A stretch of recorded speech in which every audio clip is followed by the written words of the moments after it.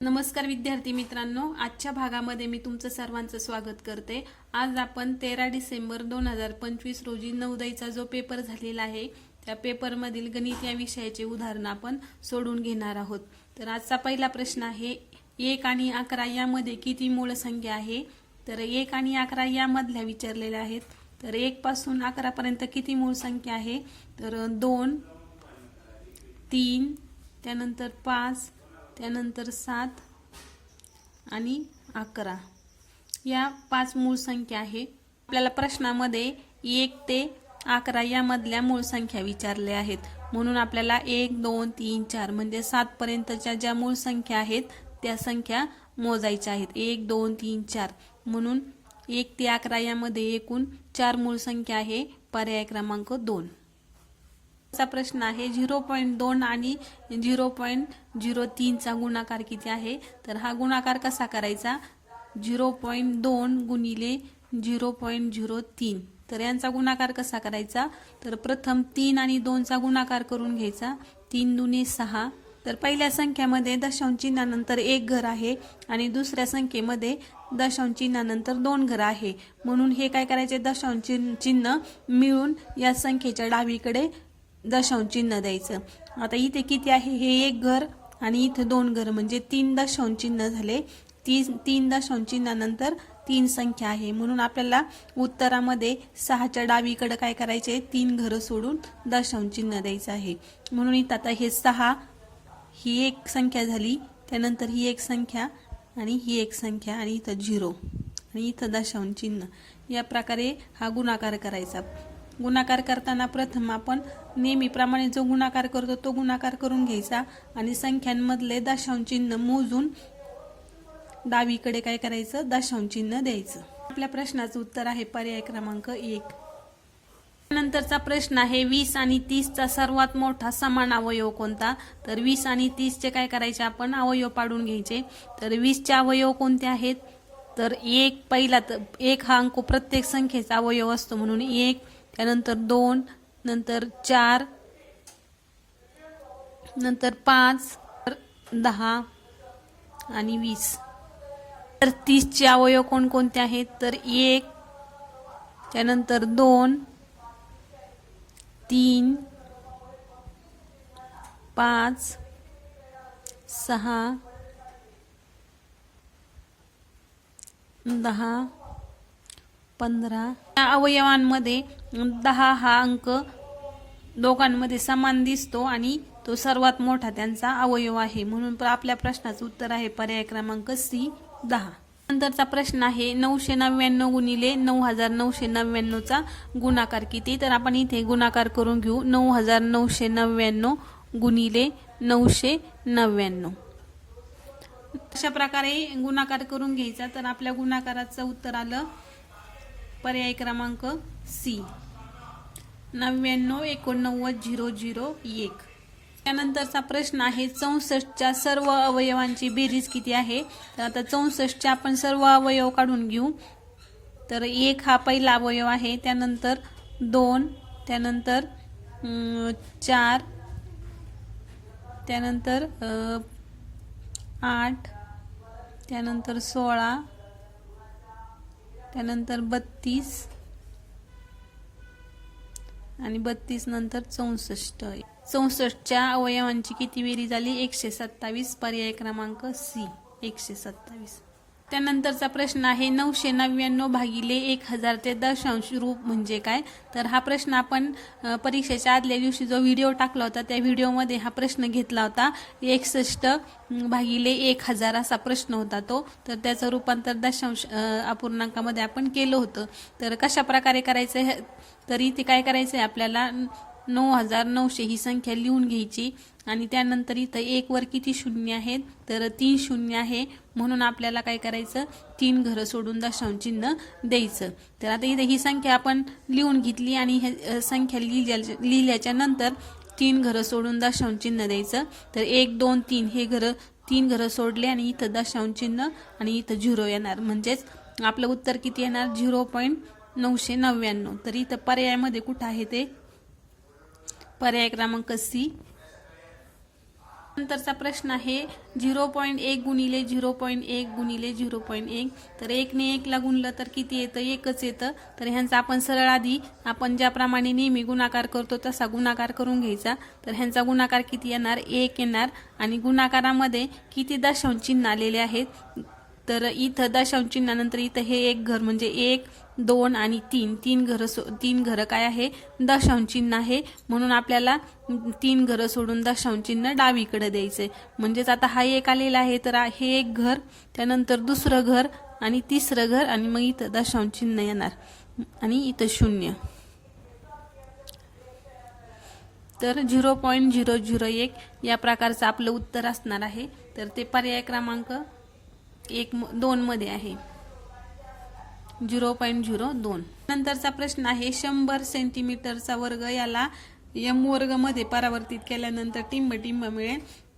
तर इथे 1 मीटर बरोबर किती? 100 सेंटीमीटर. म्हणून 1चा वर्ग जर केला तर किती मिळणार आपल्याला? 100 गुणिले 100.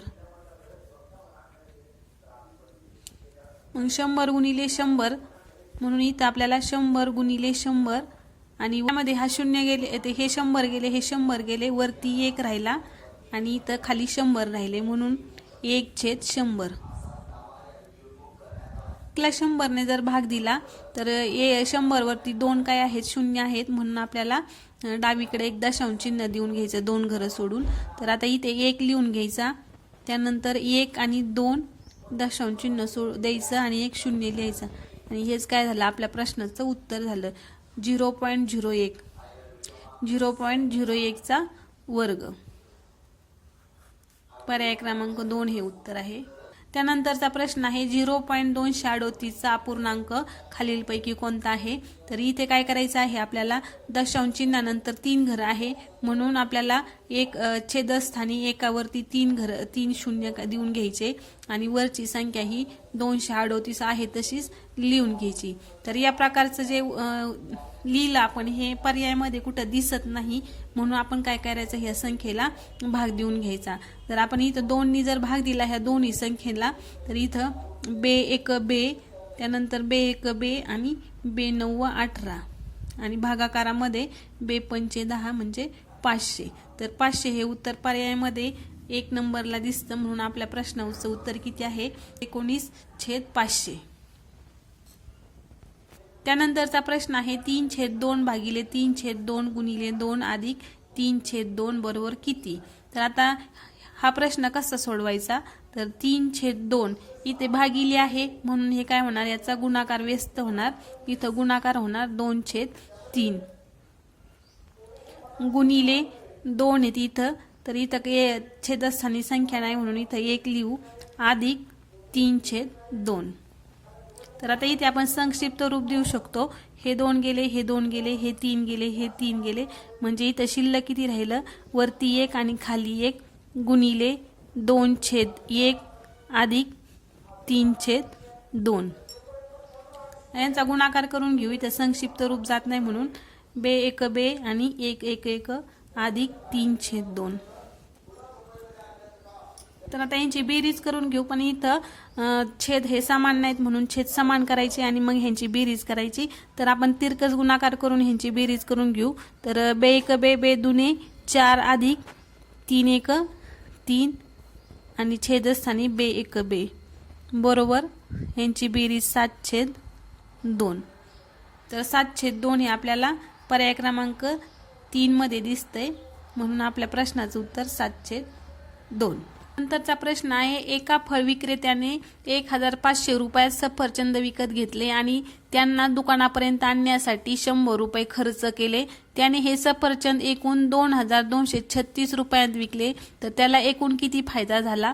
तर आता इथे या उदाहरणामध्ये खरेदी किंमत किती आहे? तर 1500 रुपये आहे आणि ते विकत घेतल्यानंतर दुकानापर्यंत आणण्याचा खर्च हा 100 रुपये आहे. म्हणजेच एकूण खरेदी किंमत किती झाली? हे 1500 आणि हे 100 एकूण खरेदी किंमत त्याची झाली 1600 रुपये खरेदी किंमत. कारण आणण्याचाही खर्च आहे त्याच्यामध्ये 100 रुपये म्हणून त्याची खरेदी किंमत किती झाली? ही 1600 रुपये. त्यानंतर त्याने विकले किती रुपयाला? तर विक्री किंमत किती आहे? विक्री किंमत ही 2236 रुपये एवढी विक्री किंमत आली। आपल्याला त्याचा नफा काढायचा आहे, तर नफा कसा काढायचा? विक्री किंमत वजा खरेदी किंमत। तर आता इथे विक्री किंमत किती आहे? 2036 वजा खरेदी किंमत किती आहे? 1600 रुपये। तर 6 6 3 3 इकडून हातचा घेतला, 12तून 6 गेले, इथं 6 आणि 1तून 1 गेला 0, म्हणजेच त्यांना फायदा किंवा नफा किती झालेला आहे याच्यामध्ये? 636 रुपये। पर्याय क्रमांक 2 636 रुपये। नंतरचा प्रश्न आहे, एक रेल्वे गाडी दिल्लीहून जयपूरला जाण्यासाठी सकाळी 10:45 वाजता निघाली आणि संध्याकाळी ती 3:30 वाजता जयपूरला पोहोचते, तर प्रवासाचा कालावधी किती आहे? तर 12 तासामध्ये आपल्याला ही खालची जी दुसरी वेळ आहे ती मिळवायची। तर 12 तासामध्ये जर ही वेळ मिळवली तर किती मिळतात आपल्याला? 3 अधिक करायचं आहे 3 30, तर इथं मिळणार आहे आपल्याला हे 30 आणि हे 12 13 14 15 15 30 मिळणार आहे। 30 मधून ही वेळ काय करायची? मग वजा करायची। तर आता ह्याची वजाबाकी कशी करायची? तर 15 30 वजा 10 45। इथे आपल्याला 30 मधून 45 जात नाही, म्हणून इकडून हातचा घ्यावा लागणार। हातचा घेताना आपल्याला इथे 1 तास घ्यावा लागणार आहे आणि 1 तास किती असतो? 60 मिनिटांचा असतो, म्हणून इथं 60 घ्यावे लागतील। म्हणून इथं झाले 90 आणि 90 मधून 45 गेले, शिल्लक राहिले 45 आणि इथं शिल्लक इकडे हातचा दिल्यामुळं इथं 14 तास शिल्लक राहिले। आता 14 मधून 10 गेले तर इथं 4 तास, म्हणजेच आपल्या प्रश्नाचं उत्तर किती असणार आहे?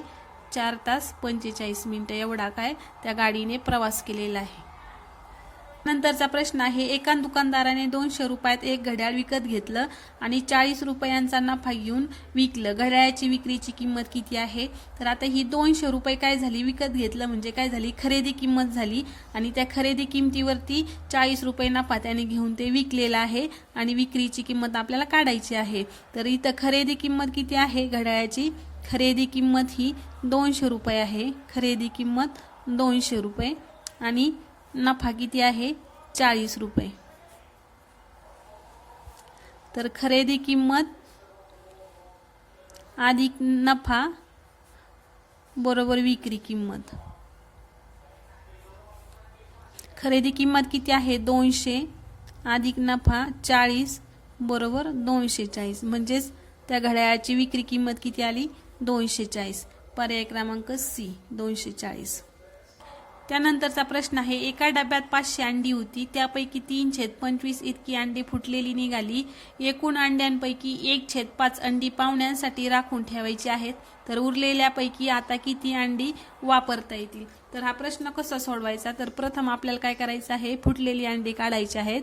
तर फुटलेली अंडे काढण्यासाठी 500 गुणिले 3/25, तर 25 1 25 25 दुने 50, इथं 20 राहिले, 20 त्रिक 60, म्हणजे ही 60 काय झाली? फुटलेली अंडे झाली। फुटलेली अंडी किती आहेत? 60। त्यानंतर त्यांनी 1/5 अंडी ही पाहुण्यांसाठी काढून ठेवली, म्हणजेच 500 गुणिले 1/5 बरोबर 100। 100 अंडे काय झाले? पाहुण्यांसाठी। 100 अंडी पाहुण्यांसाठी ठेवली। तर आता 500 मधून 60 अंडे फुटले आणि 100 अंडे पाहुण्यांसाठी काढून ठेवली, म्हणजे शिल्लक किती राहिले 500 मधून? तर 500 वजा हे 60 आणि हे 100 160, तर 160 हे काय करायचे? वजा करायचे।